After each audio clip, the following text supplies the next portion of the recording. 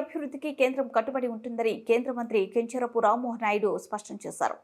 రాష్ట్రానికి వివిధ రకాల పరిశ్రమలు వచ్చేందుకు కేంద్రం సాయం చేస్తుందని తెలిపారు. ఇవాళ కేంద్రం ఏపీకి 2 ఇండస్ట్రియల్ హబ్లను ప్రకటించిన నేపథ్యంలో రామ్మోహన్ నాయుడు మీడియాతో మాట్లాడారు. ఓర్వకల్లు, కొప్పిర్తికి ఇండస్ట్రియల్ స్మార్ట్ సిటీలు మంజూరయ్యాయని వెల్లడించారు.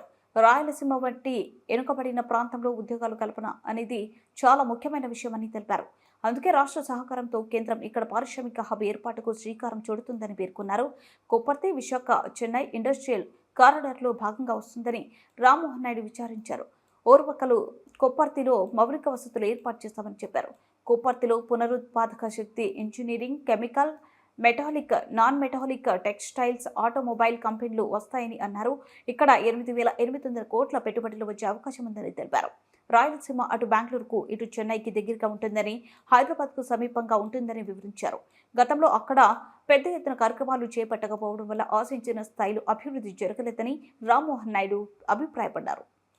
పోలవరం ప్రాజెక్టుకి సంబంధించినటువంటి 12,000 కోట్ల రూపాయలు కూడా ఈరోజు అప్రూవల్ చేసుకొని అది కూడా శ్రీకారం చుట్టడం జరిగింది. సో ఈ 2 కార్యక్రమాలు ఆంధ్రప్రదేశ్ రాష్ట్రానికి చాలా ముఖ్యమైనటువంటివి. గతంలో కూడా చంద్రబాబు నాయుడు గారు పోలవరం ప్రాజెక్టును పూర్తి చేయాలన్న ఆలోచనతో ఎంతో కృషి చేసి 2014 నుంచి 19 వరకు ప్రాజెక్ట్ని సుమారు 74% వరకు పూర్తి చేస్తే, జగన్మోహన్ రెడ్డి ప్రభుత్వం వచ్చిన తర్వాత ఆయన తీసుకున్నటువంటి తప్పుడు నిర్ణయాల వల్ల ఈరోజు ప్రాజెక్టు కూడా పూర్తిగా వెనక్కి వెళ్ళేటటువంటి పరిస్థితి ఏర్పడింది. మళ్ళీ దాని తాలూకా ప్రత్యేకత తెలుసుకొని మరి కేంద్ర ప్రభుత్వం, రాష్ట్ర ప్రజల్ని దృష్టిలో పెట్టుకొని అది ఒక కేంద్ర ప్రభుత్వం ప్రాజెక్టు కాబట్టి దాని మీద కూడా సానుకూలంగా స్పందించి ఇమీడియట్ గా దానికి కూడా ఈ రోజు కేబినెట్ ద్వారా అప్రూవల్ చేసి 12,000 కోట్ల రూపాయలు శాంక్షన్ చేయడం జరుగుతుంది. వీలైనంత త్వరగా చంద్రబాబు నాయుడు గారి తాలూకా ఆలోచన ఏంటంటే నవంబర్ కల్లా మనం పనులు అక్కడ తిరిగి స్టార్ట్ చేయాలి. సీజన్ మనకి మళ్ళీ వర్షాకాలం వచ్చే ముందే చాలా వరకు కూడా అక్కడ ఉన్నటువంటి కన్స్ట్రక్షన్ మనం స్టార్ట్ చేసి